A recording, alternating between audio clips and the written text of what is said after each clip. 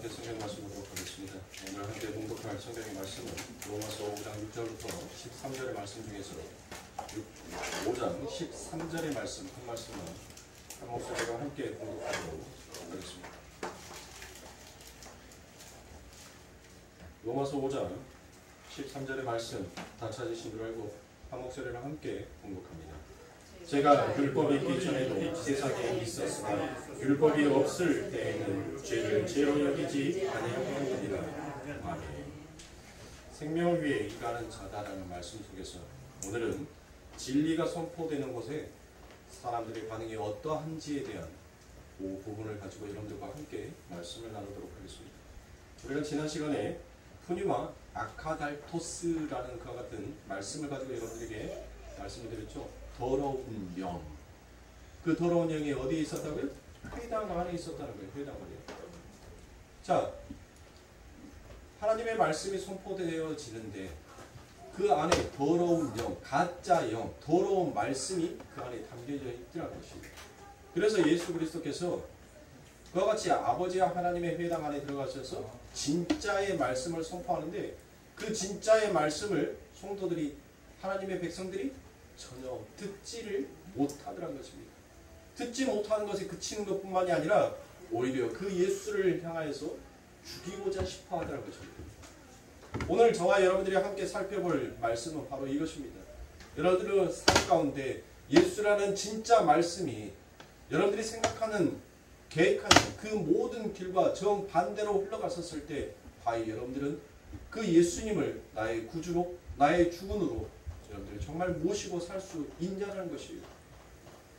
오늘 내 안에서도 이런 율법주의와 이스라엘에 가지고 있는 이 유대주의 민족 사상이 내 안에는 있지 아니한가를 사랑하는 성도님들 함께 살피시면서 내가 무엇을 위해서 살아야지 정말 생명을 위하여서 생명을 쫓아서 가는 자가 될 수 있는지를 오늘 여러분들과 이 은혜들을 나눔으로 인하여 함께 살피는, 또한 은혜 받는 시간이 되기를 원합니다.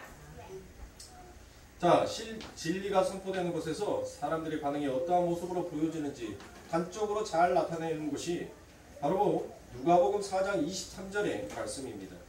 누가복음 4장 23절의 말씀 제가 공독하여 드립니다. 예수께서 저희에게 이르시되 너희가 반드시 의원아 너를 고치라 하는 속담을 인증하여 내게 말하기를 우리의 들은 바 가버나움에서 행한 일을 내 고향 여기서도 행하라 하니라 라고 이와 같이 얘기합니다. 자, 어떻습니까? 예수님께서 갈릴리 가버나움의 그 회당에서 여러분들 말씀을 선포했었어요. 그리고 그 예수님이 이제 누가복음 4장에 와서는 어디에서 그 말씀을 선포합니까? 나사렛입니다. 그러니까 여러분들은 이 갈릴리 가버나움에서의 말씀이 선포된 것은 어떤 것이었어요? 그리고 나사렛은 지금 무엇이에요? 여러분들 이것을 대조할 수가 있었어야 돼요. 지난주에 우리가 보았던 그 가버나움에서는 무엇이 있었습니까? 더러운 영, 가짜 영. 그렇죠. 그런데 이 나사렛에서는 지금 뭐가 선포가 되는 거예요? 예수님의 말씀, 진리가 선포가 되어져 가더란 것입니다. 그렇게 진리가 선포되어지자 여러분들 사람들은 전부 다 하나님의 말씀을 무엇으로 여기더라고요? 전부 다 하나님의 말씀을 자기의 삶의 육신의 쾌락과 유익을 위한 것으로 전부 다 곡해하더란 것이에요. 그래서 자신들의 열심을 쫓아가게끔 만드는 것입니다. 이게 바로 마귀가 의도하는 바예요. 하나님의 말씀을 가져다가 자신의 삶의 유익으로 둔갑시키게 만드는 것이 마귀가 이 땅에서 원하는 그의 의도한 방법이었던 것입니다. 예수님께서 누가복음 4장에서 여러분들 이 말씀을, 누가복음 4장 23절의 말씀은 그 윗구절에 무엇이 나옵니까? 예수님께서 광야에서 시험 받으신 그 말씀과 바로 이어지는 것이 누가복음 4장 23절의 말씀입니다. 그러니까 마귀는 아버지 하나님의 백성들에게 내가 다시 오리라 라고 얘기를 하죠. 그건 내가 잠시 떠났다는 것은 내가 다시 오리라라는 그와 같은 말씀과 같은 거예요. 다시 와서 뭐 하겠다는 거예요? 반드시 내가 이 세 가지의 시험을 가져다가 회당이라는 하나님의 백성이라는 그들에게 내가 이 시험을 던지겠다는 거예요. 그런데 하나님의 말씀에 진리를 진짜 눈뜨지 못하는 자들은 마치 그것이 하나님께서 인생과 자기 백성들에게 주시는 축복으로 여기면서 하나님의 말씀 앞에서 자기를 내려놓는 것이 아니라 오히려 자기의 율법을 더욱더 붙드는 쪽으로 가더라는 것입니다. 그런 곳에 지금 예수님께서 진리의 말씀을 뭐 하셔요? 선포하고 있는 것입니다. 그래서 그 말씀이 떨어지자 그 말씀으로 나를 유익하게 하라라는 그와 같은 반응들이 전부 다 일어나더란 것입니다. 그때 예수님께서 엘리사와 엘리야의 이야기를 그들에게 해줍니다. 누가복음 4장 25절부터 27절의 말씀입니다. 내가 참으로 너희에게 이르노니 엘리야 시대에 하늘이 새해 6달 닫히어. 자, 여러분들 새해 6달은 뭐예요? 제가 요한계시록 있었을 때 여러분들에게 말씀을 드렸죠. 새해 6달. 이게 바로 3년 반이에요. 3년 반. 3년 반 하면은 여러분들 뭐가 생각이 나십니까? 예수님의 공생애가 몇 년이에요? 3년 반이죠. 딱 맞아 떨어지잖아요. 그래서 이 3년 반을 요한계시록에 가면 여러분들 뭐라고 얘기합니까? 한때, 두때, 반때. 그렇게 얘기를 하잖아요. 그러니까 그게 3년 반이란 말이에요. 3년 반. 자, 내가 참으로 너에게 이르노니 엘리야 시대에 하늘이 새해 6째 달, 그러니까 3년 반 동안 뭐 했다는 거예요? 닫혔다는 거예요. 닫혔다. 그러면 이게 닫혔다는 것은 뭐가 닫혔다는 거예요? 뭐가? 하나님의 말씀이 닫혔다는 거예요. 그러니까 이 역사 가운데 하나님의 말씀이 닫히게 되자 이 말씀을 여러분들 아모스에서는 뭐라고 얘기합니까? 아모스에서는 여러분들 기가리오, 기근이다라고 그와 같이 표현을 하죠. 그러니까 3년 반 동안 아버지 하나님의 말씀이 닫혀지게 되자 이 땅에는 기갈과 기근이 찾아오더라고요. 이게 역사인 거예요. 이게 역사예요.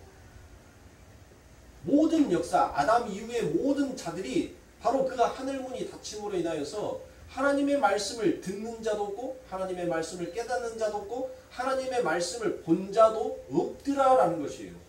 자, 그래서 이어지는 말씀에 온 땅에 큰 흉년이 들었을 때 이스라엘에 많은 과부가 있었을 때, 자, 여기서 과부라고 표현되어 있죠. 과부.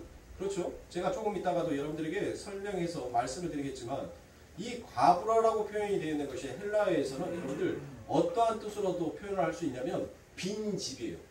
빈집, 황폐한 집. 그 뜻이 이 과부라는 안에 담겨져 있습니다. 그러니까 오늘날 이 시대의 과부랑은 여러분들 전혀 틀려요. 오늘날 이 시대에는 여러분들 여자 혼자서도 살 수 있어요, 없어요?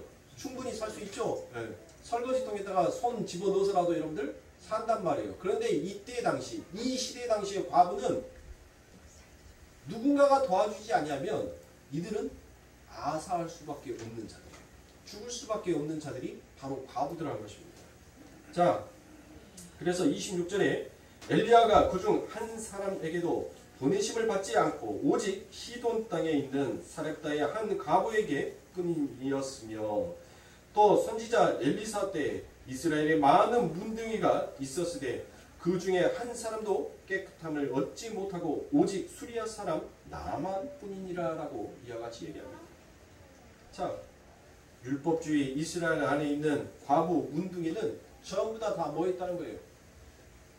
전부 다 나음을 입지 못했다라는 것이에요. 지금 예수님께서는 무엇을 얘기합니까? 너희들의 열심, 너희들의 율법으로는 너희들은 절대 그 과부에서 벗어날 길이 없고 그 문둥병에서 치료받을 수 없는 자다라는 것을 지금 지탄하고 이야기하는 것입니다. 자기들의 행위 때문에 제사를 지키기 위해 그렇게 자기들의 열심을 가지고 살아왔던 그들에게 진짜 하늘의 떡이, 진짜 자기를 치료해 줄 수 있는 그 의인이 찾아왔는데도 여전히 그 율법 안에, 세상 안에 자기의 유익을 위하여서 예수의 이름을 팔아먹고 사는 자들은 절대 그 예수를 보지 못하고 오히려 그 예수를 죽이고자 하더라는 것입니다. 그래서 지금 예수님께서 나오신 이 엘리야의 이야기는 여러분들 어디에서 나오는 이야기입니까? 이 엘리야의 이야기가 나오는데 말라기에 보면 여러분들 아버지의 마음을 아들에게 돌리고 아들의 마음을 아버지께 돌린다라고 그와 같이 얘기를 하죠. 자, 그것은 둘이 무엇을 하겠다는 거예요? 화목하게 하겠다는 거죠. 화목하게. 그렇죠? 즉, 이 엘리야는 누구의 역할을 맡은 거예요? 누구의 역할? 바로 예수 그리스도의 역할을 맡은 거예요. 그가 바로 아들로서 그 아버지와 화목하게 되는 것이 무엇이며, 또 그 아버지가 아들을 향하여서 화목하게 되는 것, 하나가 되는 것, 연합이 되는 것이 무엇인지를 그림으로 표현해서 보여준 자가 바로 이 엘리야라는 것입니다. 그 삶을, 그 예수의 삶을 쫓아서 작은 예수로 살아가는 이들이 전부 다 엘리야인 것입니다. 그래서 예수님께서 당신의 길을 예비하러 온 세례 요한, 그를 엘리야라고 그와 같이 얘기합니다. 무슨 말씀인지 아시겠죠?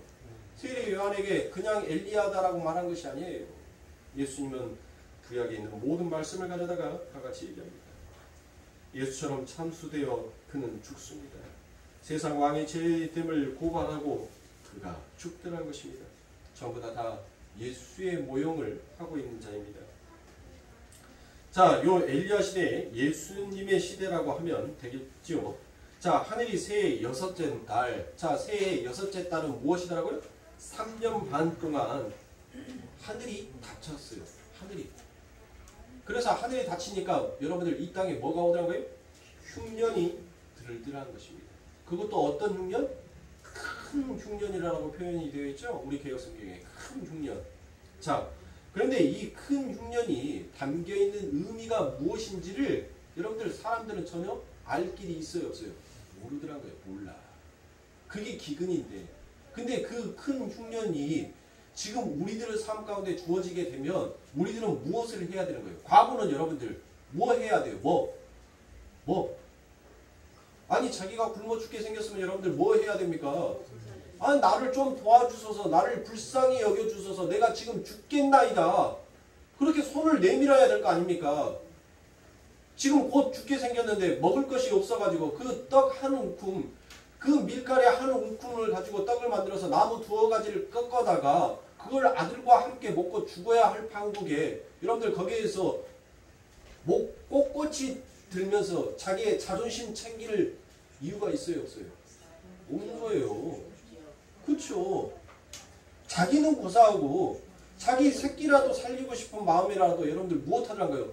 나를 제발 불쌍히 여겨주소서라고 그와 같이 고백해야 된다는 거예요. 그러니까 예수님은 지금 나사렛 회당에 와서 그 율법주의를 향해서 무엇하는 거예요? 너희들의 율법 지킴, 너희들의 자존심 지킴이 지금 중요한 것이 아니다. 너희들은 배고파서 굶주려서 아사하기 직전이면 바로 내가 하늘에 만나러 온 나에게 나를 불쌍히 여겨주소서, 나를 긍휼히 여겨주소서, 그리고 내가 아사하지 않도록 나에게 그 하늘의 만나를, 나에게 그 떡을 주소서라고 그와 같이 고백을 해야 되는데 전부 다 자기 자존심 챙기느냐고 그 말을 안 하더란 거예요. 그게 어찌 하나님의 백성이요, 그게 어떻게 하늘의 선민이다라고 말할 수 있느냐를 지금 예수님께서 고발하고 있는 것이에요. 사랑하는 성도님들, 우리는 예수님 앞에서 우리의 자존심을 버려야 하는 것입니다. 우리의 자존심을 내려놔야 돼요. 그래서 예수님께서는 우리 스스로는 우리의 그 자존심을, 이 독사의 목에 독이 잔뜩 올라와서 그 목을 꼿꼿이 들고 있는 이 목을 스스로는 내려놓을 수가 없기에 예수님께서 드디어 이제 아버지 하나님의 일을 나타내시는 것입니다. 그래서 이 세상은 전부 다 그 하늘의 만나, 정말 내 삶을 도와주고 내 삶에 풍족함을 줄 수 있는 그 하늘의 만나를 자기 백성들조차도 여러분들 전혀 알지 못하는 것입니다. 오늘 이게 우리의 현실입니다. 성령 아버지 하나님께서 우리의 삶을 간섭하여 주시지 아니하고 우리를 보살펴 주시지 아니하고 우리를 덮어 주시지 아니한다면 우리는 무엇하는 거예요? 우리는 그 하늘의 만나가 누구인지도 모르고 그 하늘의 만나를 먹으려고 들지도 않는 자라는 것입니다. 그 말씀을 성경은 아주 명백하게 우리들의 삶 가운데 증거하고 있습니다. 요한복음 1장 10절부터 11절의 말씀에 보니 그가 세상에 계셨으며 세상은 그로 말미암아 지은 바 되었을 때 세상이 그를 알지 못하였고 자기 땅에 오매 자기 백성이 영접치 아니하였느니라 라고 이와 같이 얘기하지 않습니까? 무엇이다라고 얘기합니까? 자기 땅에 오매 자기 백성이 자 우리 예수님을 뭐 했다는 거예요? 영접치 아니하였다는 거예요. 선지자는 자기 고향에 가면 늘 배척받는다는 여러분들 그와 같은 보편적인 공식이 아닙니다. 제 고향은 광주예요. 그러면 저는 여러분들 이 광주 땅에서 하나님의 말씀을 선포하면 돼요? 안 돼요? 안 돼요. 광주가 나를 배척하니까 지금 이 말입니까? 아니죠. 이런 말이 아니에요. 여기 보면 분명 무엇이 나옵니까? 자기 땅이라는 말이 나오죠. 그리고 그 뒤에 이어지는 것이 자기 백성이라는 말이 나옵니다. 자, 그들도 자기 백성인데 자기 나라에서 온 사람을 여러분들 뭐 하더라는 거예요? 못 알아보더라는 것이에요. 못 알아보는 거. 자기 땅 백성인데도 불구하고 바로 이것이 무슨 상태라는 거예요? 기갈과 기근의 상태다라는 것입니다.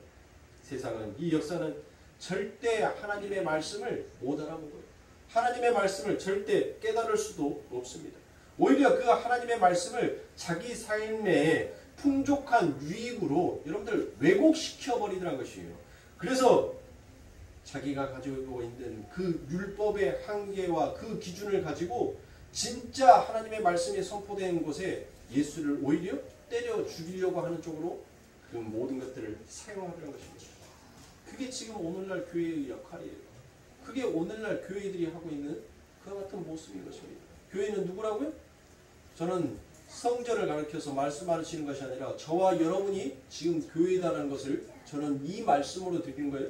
제가 타 교회를, 타 성전을 제가 지금 지타하는 것이 아니라 교회는 분명 신약에서 우리가 하나님의 교회다라고 했어요. 그러니까 우리가 지금 이 일을 하고 있더란 거예요. 이 일을. 진짜 하늘의 말씀이, 진짜 만나가, 진짜 그 떡이 우리들의 삶 가운데 찾아왔는데 우리는 우리의 보여지는 세상의 떡이 더 아름답고 더 가치 있게 여기기 때문에 그 보잘것없는 그 하늘의 만나를 무엇하더라고요? 늘 그를 무시하고 천시 여기더라는 것이에요. 그래서 그 천시 여긴 그 떡이 자꾸 자기의 가치를 내가 가지고 있는 떡의 가치보다 더 높이 평가를 받으려고 하니까 뭐 하는 거예요? 그 떡을 부셔버리는 거예요. 그 떡을 깨버리는 거예요. 둘로 나누어 버리더라고요. 그 떡을. 그게 바로 저와 여러분들이라는 것이에요. 그게 오늘날 이 땅의 교회들이라는 것입니다. 그래서 이 엘리야의 이야기를 여러분들은 지금 예수님께서 어디에 말씀을 가져다가 사용하신 거예요? 제가 방금 읽어드렸던 누가복음 4장 25절부터 27절의 말씀을 지금 예수님께서 어디의 말씀을 가져다가 인용한 거냔 말이에요. 바로 열왕기상에서 여러분들 나오죠? 이 엘리야의 이야기가. 그렇죠? 열왕기상 17장 9절입니다. 너는 일어나 시돈에 속한 사르밧으로 가서 거기 유하라. 내가 그곳 가부에게 명하여 너를 공개하게 하였느니라. 라고 이와 같이 얘기합니다. 하나님께서 이스라엘에게 3년 반의 기근을 주셨습니다. 이제 전부 다 뭐 할 판이에요? 전부 다 굶어서 죽을 판이란 말입니다. 이제 그리고 하나님의 사람 엘리야에게 하나님께서 말합니다. 무엇을 말합니까? 너는 시돈에 속한 사르밧으로 가라라고 그와 같이 얘기합니다. 그런데 여러분들 이 히브리어에서 시돈이라는 것은 무슨 뜻을 갖고 있냐면 시돈은 여러분들 지명이 아니에요. 그 곳의 뜻이 무엇이냐면 시돈은 사람을 닦다. 사람을 닦다. 그리고 사르밧이다라는 것은 바로 재련하다, 연단하다라는 그와 같은 뜻이 있습니다. 자, 이 어구를 직역하면 시돈을 위하여 사르밧하라라는 그와 같은 말이 되겠죠. 그렇죠? 직역을 하면. 그러면 이 뜻을 풀면 무슨 뜻이 되겠습니까? 제가 시돈은 사람을 닦다. 사르밧은 재련하다, 연단하다. 그러니까 뭐예요? 사람을 낚아 올리기 위해 재련하러 가라라는 것이에요. 너는 지금 시돈에 속한 사르밧으로 가서라는 이 말이 바로 그 뜻이 담겨져 있다는 것입니다. 어떤 뜻? 사람을 낚아 올리기 위해 재련하러 가라라는 그와 같은 하나님의 말씀을 지금 그가 받은 것입니다. 이게 3년 반 동안의 기간 동안에 성도에게서 일어나는 일이더라라는 것입니다. 자, 그런데 왜 여러분들 이와 같은 3년 반이라는 큰 흉년이 있음에도 불구하고 왜 이스라엘 백성들은 그 아버지 하나님 앞에 간구하지 아니했을까요? 왜 하나님 앞에서 여러분들 구하지 아니했을까요? 왜 그랬을까요? 왜? 그들은 여러분들 무엇했어요? 예수님께서 여러분들 시장에 있었을 때 그 무화과 나무 옆에 갔는데 그들이 뭐가 없더란 거예요? 그래요. 열매가 없더라고요. 그들은 이파리가 무성하고 열매가 없이 그하더란 것이에요. 그러니까 여러분들 뭐 하는 거예요? 그 이파리가 무성하니까 자기들은 열매가 있는 것으로, 자기는 풍성하고 풍족한 것으로 여러분들 착각하고 있는 거예요. 진짜 자기들은 굶주린 자인데 그 무성한 가지로 자기는 풍성한 자다라고 여러분들 여기고 있더란 것이에요. 그래서 그들이 무엇하지 않아요? 진짜 예수, 진짜 그 떡에게 내게 떡을 주시옵소서라고 구하지 않더란 것이에요. 이게 자기의 율법에 빠져있는, 자기의 열심에 빠져있는, 자기의 행위에 빠져있는 종교 생활인 거예요. 이들은 절대 예수를 믿는 자가 아닙니다. 자기의 행위를 믿는 자이고 자기의 율법을 믿는 자다라고 말할 수 있습니다. 그게 바로 저와 여러분이었어요. 그런 저와 여러분들에게 이제 하나님께서 우리를 무엇하는 거예요? 이 세상 가운데 우리를 낚아서 이제 하나님의 사람으로 연단하고 재련하시는 그 일을 행하시는 것입니다. 그런데 여러분들 보세요. 얼마나 사기꾼들이 여러분들 이 말씀 갖고 여러분들 얼마나 사기 많이 치는지 몰라요. 그렇죠? 여러분도 이 사르밧 가루처럼 여러분들 떡반죽 그릇과 그 기름병에 여러분들 차고도 넘치는 그와 같은 축복을 받고 싶습니까? 그러면 다 다음 주에 오실 때 집문서 갖고 오세요. 하나님 앞에 모든 거 다 바치세요. 여러분들 집문서 찾기 전부 다 교회로 다 갖고 오세요. 그럼 여러분들의 삶 가운데 이제 빈 털터리가 되어서 아무것도 없을 때 하나님께서 여러분들의 삶에 떡반죽 그릇에 그 밀가루가 마르지 않냐고 그 기름병에 여러분들 기름이 떨어지지 않냐는 축복을 줄 것입니다. 가지고 올 수 있어요? 근데 대부분 사람들이 다 이런 식으로 사용하더라고요. 하나님 앞에 나의 모든 것을 다 드리면 그 아버지 하나님께서 당신들의 삶에 영원한 축복을 주실 것이다라는 요 말로 여러분들 사기를 치더라는 것이에요. 네? 지금 뭐가 빠져 있는 거예요, 여러분들? 그게 그 해석 방법이 나쁘다는 게 아니에요. 그 안에 뭐가 빠져 있는 거예요? 진짜 구원이신 예수가 빠져버리면 여러분들 이 세상의 것은 여러분들 그 어떤 것을 우리들의 삶 가운데 풍족하게 넘친다 하더라도 그것은 지옥을 향해 달려가는 청룡열차와 똑같은 거예요. 지옥행 열차를 타고 가는 것과 똑같은 거예요. 그 지옥열차를 타고 가는데 그것이 축복이요, 그것이 즐거움이다라고 여기는 자들이 어찌 복음을 안다라고 얘기할 수 있으며 자기가 받았던 그 구원의 가치가 얼마나 크다라고 여길 수가 있겠습니까? 사랑하는 성도들, 그런데 이 과부는 무엇했어요? 이 과부는 자신의 처지를 알았어요. 자신의 삶이 어떠한 자인지를 알았어요. 아, 나는 공고한 자로다라는 것을 알았어요. 왜 그렇습니까? 아무도 그를 돌봐줄 자가 없었고 아무도 그를 살펴주는 자가 없었어요. 그래서 나는 이제 이 세상에 마지막 남은 이 떡 한 줌으로 내 사랑하는 아들과 먹고 죽겠노라라고 그와 같이 고백을 한 겁니다. 누구 앞에? 엘리야. 그 고백을 한 거예요. 자신의 처지가 어떠하고 자신의 삶이 어떠하며 자신은 이제 죽는구나라는 것을 알았던 그에게 아버지 하나님께서 하나님의 사자를 보냈습니다. 그리고 그 하나님의 사자로부터 이제 하늘의 사람으로 재련하는 그 하나님의 일이 시작이 되더라는 것입니다. 열왕기상 17장 11절부터 12절의 말씀입니다. 저가 가지러 갈 때 엘리야가 저를 불러 가로되 청컨대 내 손에 떡 한 조각을 내게로 가져오라. 저가 가로되 당신의 하나님 여호와의 사심을 가리켜 명세하노니 나는 떡이 없고 다만 통에 가루 한 움큼과 병에 기름 조금뿐이라. 내가 나뭇가지 두엇을 주어다가 나와 내 아들을 위하여 음식을 만들어 먹고 그 후에는 죽으리라 라고 이와 같이 얘기합니다. 보세요. 이 과부가 여러분들 왜 이와 같은 일들이 일어나게 됐을까요? 그들에게 무엇이 찾아왔기 때문에? 3년 반이라는 엄청난 큰 흉년이 찾아왔다는 것입니다. 인간의 삶에는 여러분들 아무리 자기가 열심히 노력하고 아무리 자기의 삶에 율법이라는 그 절대로 구원을 이루려 하더라도 인간의 한계는 여러분들 풍족함 남는 자가 아니라 오히려 하나님의 말씀을 거짓된 영, 더러운 영으로 왜곡시켜 자기의 유익을 삼고자 하는 자에게는 이제 남는 것이 없더라는 것이요. 남을 것이 아무것도 없더라고요. 그와 같은 저주를 이제 엘리야가 못합니까? 그거 내게 가져오라라고 얘기해요. 여러분들 생각해 보세요. 어느 누가 그 마지막 이제 그 양식을 가지고 있는데 그것을 달라라고 했었을 때 쉽게 줄 수 있는 자가 누가 있습니까? 아무도. 그런데 이 과부는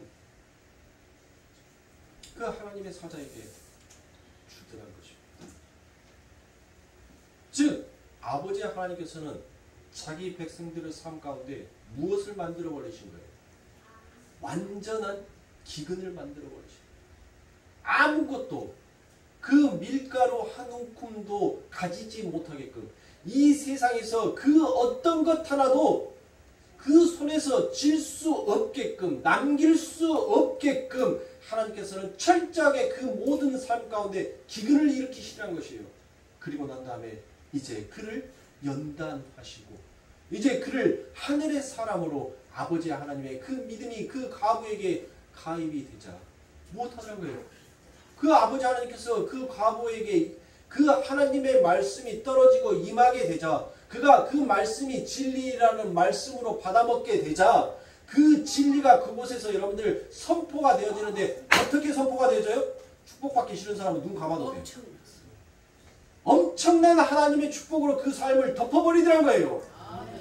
아버지 하나님의 그 축복이 그 삶을 무엇하더란 거예요? 이제 그가 죽는 그 순간까지 그 떡반죽 그릇과 그 기름병이 여러분들 무엇하지 않더라고요?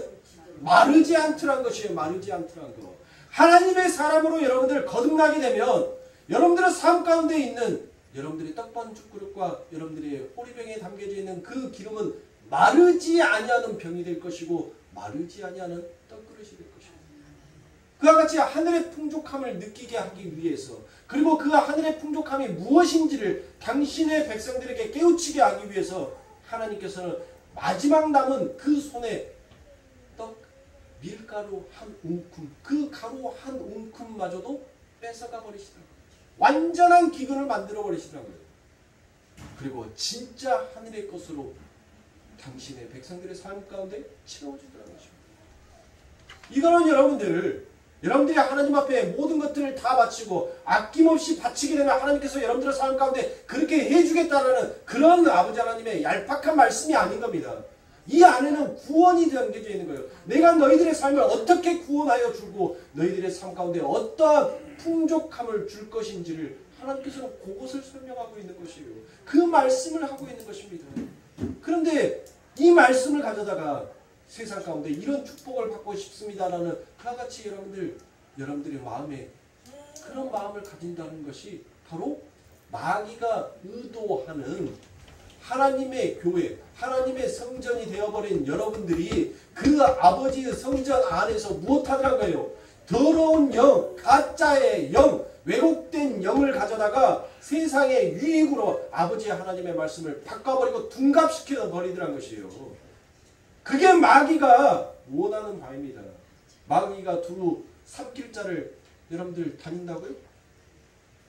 아니, 이 땅에 오신 예수도 못 알아봤는데 뭔 재주, 뭔 능력이 있다고 마귀를 알아보냐고요. 에? 봤어요? 여러분들? 마귀가 두루다니면서 삼킬 자를 지금 찾고 다닌다는 거, 그 마귀 봤냐고요? 형체 보셨어요? 내 마음 안에서. 그 마귀는 내 마음 안에서 하나님의 말씀으로 재련하고 연단당해서 하나님의 사람으로 하늘의 풍족함으로 살고 있음에도 불구하고 늘 이 땅에 보여주는 눈의 것으로 여러분들 그 아버지 하나님의 풍족함을 감사하지 못하고 늘 불평과 원망과 여러분들 그와 같은 이 땅의 바람으로 자꾸 하늘의 그 양식을 팍 부어버리려고 하는 거예요. 마귀는 내 안에 있습니다. 하나님의 말씀으로 살고 싶어 하지 못하고 늘 세상의 것을 쫓아가고 세상의 것을 보고 싶어하는 내 안에 마귀가 있단 말이에요. 내 안에 두 마음이 있단 말이에요. 이 두 마음 속에서 내가 생각하고 내가 갖고 있는 마음이 더 강해지니까 여러분들 뭐 하더란 거예요? 마귀는 무슨 영을 갖고 있어요? 더러운 영, 사망의 영, 죽이는 영을 갖고 있잖아요. 그 사망의 영, 더러운 영, 죽이는 영이 내 성전을 장악해버리니까 여러분들 그 안에서 이제 무엇하더란 거예요? 나 역시도 그 율법의 조문을 가져다가 내 형제를, 내 자매를 연합하는 자가 아니라 그들을 나누고 찢고 분리시켜서 죽이는 역할로 바뀌어버리더라고요. 그러니 우리들이 얼마나 하나님 앞에 죄인입니까? 얼마나 내가 하나님 앞에서 마귀로 살아가고 있냐고요. 내가 진짜 하나님의 사람, 하나님의 나라의 백성으로 살고 있다면 나는 무엇하는 거예요? 나를 희생시키고 나를 죽여서 내 형제와 내 자매와 늘 동거하고 연합됨이 아름다운 모습으로 하나님 앞에 늘 보여주고 그려져야 한다고요. 근데 우리들은 못하잖아요. 못하는 게 아니라 안 하고도 있잖아요. 언제나 나잖아요. 나. 그래서 우리가 마귀라는 거예요. 늘 하나님의 말씀 앞에 합당한 자로 살아가지 못하고 늘 그 아버지 하나님의 그 아름다운 말씀을 내 육신의 유익, 나만을 편하는 자리로 그것을 늘 바꾸어 쫓아가게끔 만들어버린 그게 나인 것입니다. 그러므로 사랑하는 성도님들, 예수님께서 누가복음에 말씀하셨던 그 큰 흉년이라고 되어 있는 것은 여러분들 그거는 바로 헬라에 보면 메카스라고 되어 있습니다. 메카스. 우리 개혁성경에서는 큰 흉년이다라고 되어 있지만 여러분들 원문 성경에 보면 그 흉년이 큰 흉년이 아니라 위대한 흉년이다라고 그와 같이 되어 있습니다. 자, 어떻게 그게 위대한 흉년입니까? 네? 제가 지금까지 여러분들에게 뭘 설명드렸어요? 그 사르밧 과부에게 예수님께서 가셨죠. 그리고 그의 모든 것들을 여러분들 다 뺏어갔어요. 그 한 줌의 가루와 그 기름마저도 전부 다 뺏어갔단 말이에요. 그리고 난 다음에 예수님께서는 무엇 하셨습니까? 그 엘리야가 무엇을 했어요? 그의 삶 가운데 마르지 아니하는 축복을 주셨어요. 그런 것은 바로 우리들의 삶 가운데 위대한 흉년이요 위대한 기근이었더라는 것이요. 그게 나의 세상의 것이 뺏어져 가니까 내 세상의 것이 없어져 가니까 드디어 하늘의 것이 내 삶 가운데 찾아오더라는 것입니다. 그러므로 사랑하는 성도님들, 이 열왕기상에서 등장하는 이 과부의 이야기는 누구의 이야기와 여러분들 아주 흡사한 이야기예요. 이 과부의 이야기에서 누가 나와요? 아들이 나오죠. 아들. 그 아들과 무엇 하겠다는 거예요? 이제 먹고 죽겠다는 거죠. 자, 이 이야기는 바로 모리아산의 아브람과 이삭의 이야기와 똑같은 거예요. 아브람이 무엇해요? 그 이삭을 그 심장에 칼을 꽂으려고 하죠. 그것은 자기도 죽는 것과 같은 거예요. 자식의 심장에 칼을 꽂고 편히 살고 웃으면서 즐겁고 행복하게 살 부모가 과연 누가 있겠습니까? 그 자식이 죽는 것은 곧 아브라함 자신도 죽는 것과 같더라. 그렇게 하나님의 진짜 영이 그를 붙들어 버리니까 하나님의 말씀 앞에 그가 순종하게 되더라고요. 하나님께서 그를 모리아산에서, 하나님은 갈대아 우르에서 그를 무엇했습니까? 사람 낚듯이 사람을 낚아내죠. 그리고 그 사람을 낚아낸 것을 아버지 하나님께서는 드디어 어디에서? 그 모리아산에서 재련하고 연단시켜 그를 정금과 같이 만들어버리시라는 것입니다. 이게 성도의 삶, 성도의 인생 가운데 나타나는 우리의 신앙의 길입니다. 호락호락하지 않아요. 만만치 않은 길입니다. 누가 예수 믿으면 여러분들 이 땅에서 만사형통이라는 그와 같은 거짓된 복음을 여러분들 풀고 있습니까?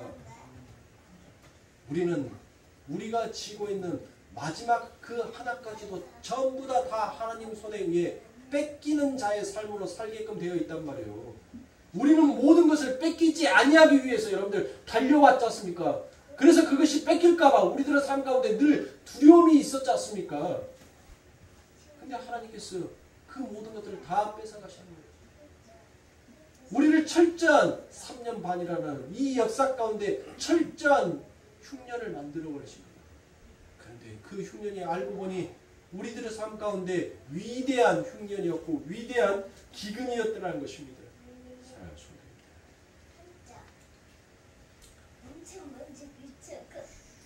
이러한 모습들을 보면서 여러분들 무엇을 생각하십니까? 무엇을 바라보고 계십니까? 지금 예수님께서 말씀하시는 것은 여러분들 무엇을 얘기하는 거예요? 이스라엘이란 여러분들 무엇이 있었어요? 그 예루살렘에는 무엇이 있었어요? 화려한 성전이 있었던 거예요. 화려한 성전. 예수님 올 때까지도 여러분들 그 성전의 공사를 계속했으니 여러분들 얼마나 그 성전이 아름다웠겠습니까? 얼마나 우렁찼겠습니까? 근데 예수님께서는 지금 뭐 하는 거예요? 그 화려한 성전에서 황폐한 집, 멸망한 집, 빈 집이었던 그 집, 그것을 지금 비교하고 있는 거예요. 비교. 누가 진짜 그 아버지 하나님으로부터 구원을 받고 축복을 받는 자인지를 예수님께서 말씀하여 주고 계신 것입니다. 세상이 가리키는 화려한 율법들을 따라가려고 하지 마십시오.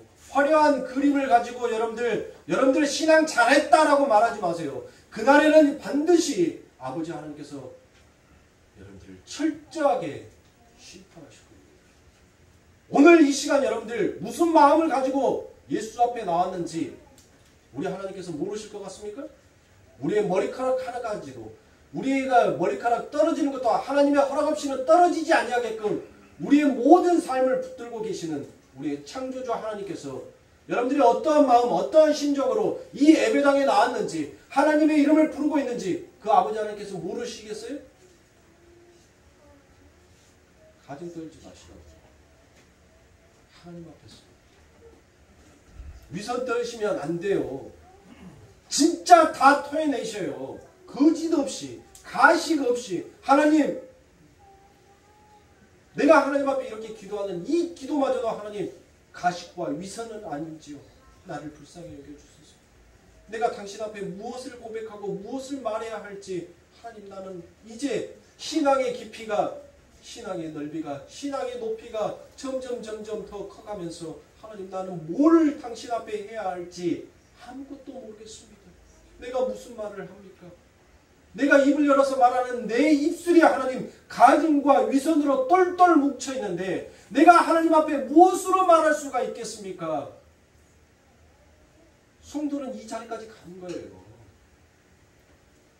지금 예수님께서는 그것을 원하시는 겁니다. 너희들은 화려한 그림을, 화려한 성전을 쫓지 말아라고. 진짜 구원받은 것은 진짜 그 기근 속에서 그의 삶 가운데 풍요를 누리는 것은 그 황폐한 집, 그 빈 집, 그 멸망의 집, 아무도 알아주지 아니하고 아무도 찾지 아니하였던 그 집이 영원히 마르지 않는 하늘의 축복을 받은 가장 아름다운 집으로 내가 만들었다는 것을. 율법이 나쁘다는 것이 아닙니다. 여러분들 어떻게 율법이 나빠요?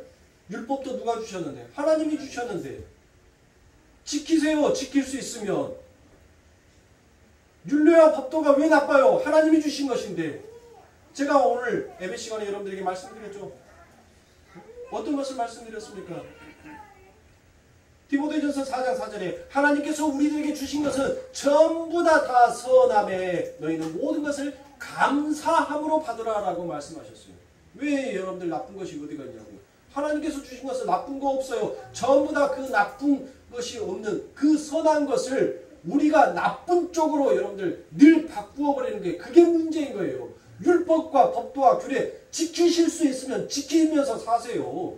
그런데 그것이 목적이 되어서는 안 돼요. 율법과 법도와 규례를 통해서 왜 예수가 내 삶에 찾아옴이 감사며 축복이며 이것이 바로 은혜로구나라는 것을 여러분들이 알아간다면 지키시란 말이에요.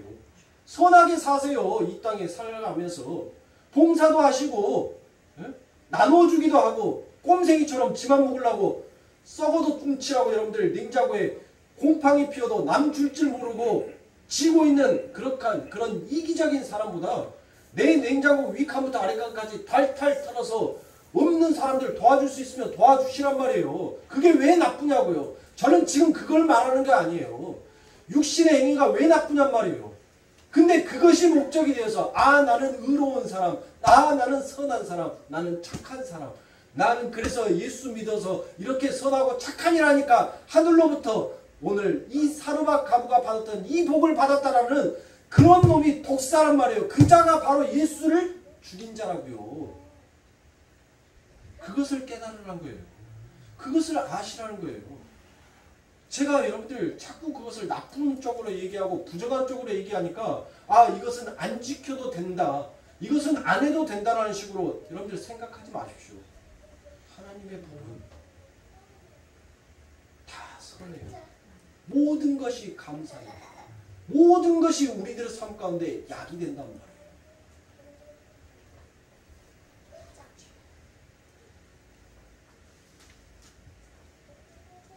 그러므로 사랑하는 성도님들,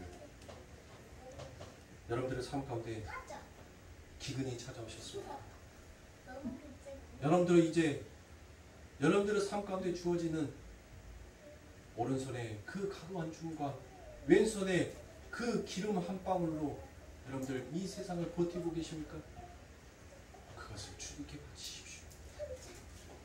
우리 주님께서 여러분들의 손에 영원히 마르지 아니하는 그 하늘의 축복으로 안수하여 주시고 여러분들의 삶 가운데 그 떡반죽 그릇에 12광주리가 남는 그와 같은 축복이 여러분들을 향하고 있다는 것을 잊지 마시고 우리 예수님께서 여러분들에게 그것을 내놓으라 할 때 아멘으로 순종으로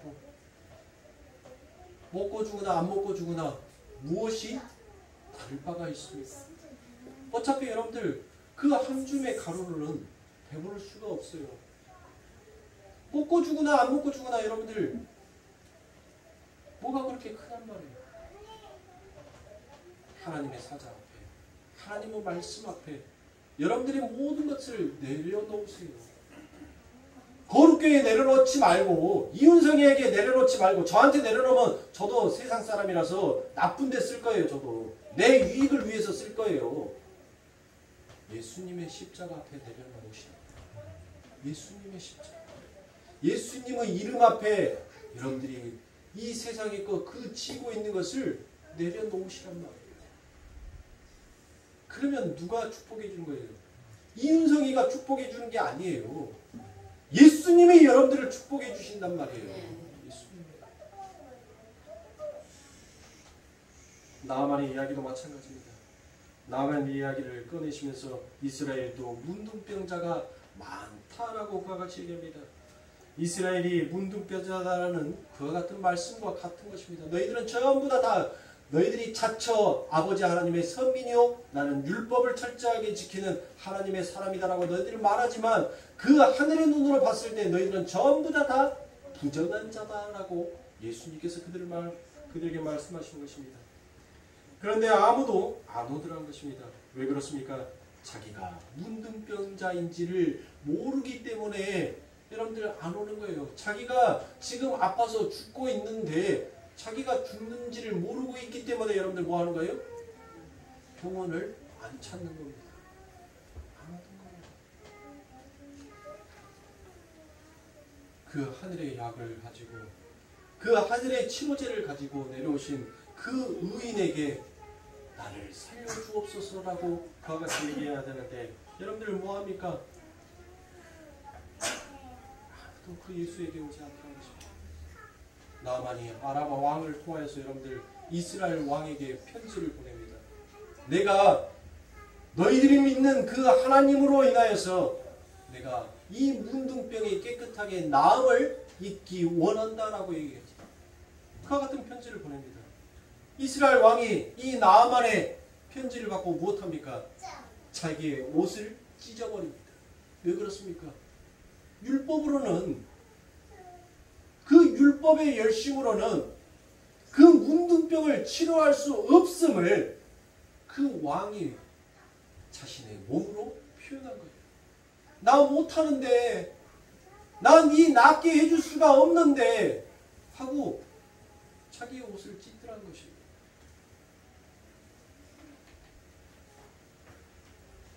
이방이었던 그 나아만만 자기가 문둥병자인지를 알았어요. 그래서 그는 한 번도 들어보지 못했던 그 하나님이라는 그분에게 가면 나는 나음을 받을 수 있겠구나라는 것을 이 수리아 나아만만 알았다는 거예요. 자기가 문둥병자라는 것을 아는 자만 하나님 앞에 나와 하나님 나를 불쌍히 여겨 주시옵소서, 나를 좀 고쳐 주시옵소서라고 그 고백을 할 수 있는 거예요. 여러분들이 병들어 있으면 아버지 하나님 앞에 회개 안 해요. 내가 뭔 잘못을 했는지를 모르니 뭘 하나님 앞에 회개합니까? 내가 죄인인 것을 아는 자만 그 아버지 하나님 앞에 처절하게 하나님 나를 불쌍히 여겨주소서, 하나님 나를 용서하여 주시옵소서 라고 고백할 수 있는 것입니다.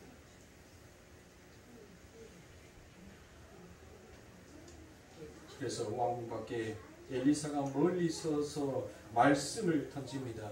무엇이다라고 얘기합니까? 그 요단에 가서 뭐 하라고요? 요단이 여러분들 요단은 무슨 뜻인지 아시죠? 요단이라는 것은 흐르다는 거예요. 흐르다라는 뜻이에요. 흐르다. 네? 자, 흘러요. 그런데 이 나아만에게 뭘 얘기합니까? 그 요단에 가서 몇 번? 7번 네 몸을 담그고 나오라라고 얘기합니다. 요단은 흐르다. 자, 우리가 7이라는 숫자는 뭐예요? 7은 창조의 숫자다라고 얘기했죠. 7은 언약의 숫자다라고 얘기했어요. 또한 7은 약속의 숫자다라고 얘기했어요. 왜 여러분들, 왜 이 엘리사가 그냥 하나님의 말씀으로 여러분들 뭐 하는 거예요? 너 나아라라고 얘기하면 충분히 나을 수 있어요. 그렇지 않습니까? 근데 그렇게 하지 않냐 했단 말이에요.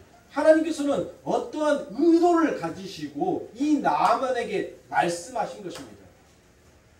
보라는 거예요. 누구에게? 자칭 하나님의 백성이다라고 하는 자들에게 하나님은 지금 보이시는 거예요. 너희의 열심으로는 이 문둥병 하나도 치유하지 못하지만 나는 너희들에게 한 이 약속을 반드시 이행하고 지키는 자다라는 것을 하나님께서는 나타내고 보이신 것입니다. 그 흐르는 물, 그 약속이 흐르는 물에 너희가 7번 하나님의 말씀 앞에 완전하게 순종하면 내가 그 물에서 너희를 새롭게 창조해 내겠다는 그와 같은 뜻인 것입니다. 그러니까 문둥병을 치료해 주실 수 있는 분은 누구밖에 없다? 율법이 아니라 바로 하나님의 말씀밖에 없다는 것이에요. 그 하나님의 언약의 약속밖에 없다는 것입니다. 그러면 그 하나님의 우리를 향한 여러분들 약속은 뭐예요? 그 약속. 나는 너의, 너는 나의 그 약속이 아버지 하나님께서는 모든 이스라엘 백성들에게 지금 요단의 강이 흐르고 있는 것처럼, 요단이 흐르는 것처럼 내 약속은, 내 언약은 완전하게 너희들의 삶 가운데 흐르고 있더라라는 것을 하나님께서는 보여주신 것입니다. 그러니까 너희가 너희의 율법의 열심으로 나를 쫓으려 하지 말고 내 말씀, 내 언약 앞에 너희들은 인정하고 그렇게 내가 너희들을 흘려보내는 식으로 너희들은 흘러와라고 얘기합니다. 여러분들 한번 물을게요. 누구한테 물을까? 누구한테 말씀을 물어보면 대답을 하실까? 우리 교회에 무선 마이크를 하나 사야 쓰겠어요. 중간중간에 놔둬서 질문하고 대답하실 수 있어요. 여러분들 물에는 길이 있어요? 네? 아니 물이 길이 있더냐고요. 길. 물에는 길이 없어요. 처음부터 여러분들 물은 그 길을 따라 흐르지 아니하였어요. 아무도 없는, 길도 없고, 여러분들 도저히 이곳에서는 그 물줄기가 발견되지 아니할 그곳에서 그 근원점인 여러분들 그 한 방울의 물이 줄기를 만들고 계곡을 만들고 큰 강을 만들고 바다를 만들다는 것이에요. 물은 길을 따라가지 않습니다. 성도는 세상이 만들어 놓은 길을 따라가는 자가 아니에요. 성도는 예수의 말씀으로 흘러가는 자인 것입니다. 그 한 방울의 물이 아버지 하나님의 나라로 가는 그 길을 만들어 놓으셨어요. 그 작은 그 길이 이제 하나님의 선지자를 통하여서 계곡을 만들기 시작합니다. 그리고 이 땅에서 하나님의 말씀으로 피를 흘리며 죽어간 수많은 아버지 하나님의 백성들이 이제 강같이 되어서 여러분들 흐르기 시작합니다. 그리고 그 넓으신 아버지 하나님의 사랑이 드디어 바다같이 넓어진 그곳에서 만나 그 바다가 하늘을 비추는 자로 살아간다는 것입니다. 물은 비춰진 대로 여러분들 자기의 형상을 반사시킵니다. 물은 건들지 않으면 물은 항상 하늘을 비추며 살아가요.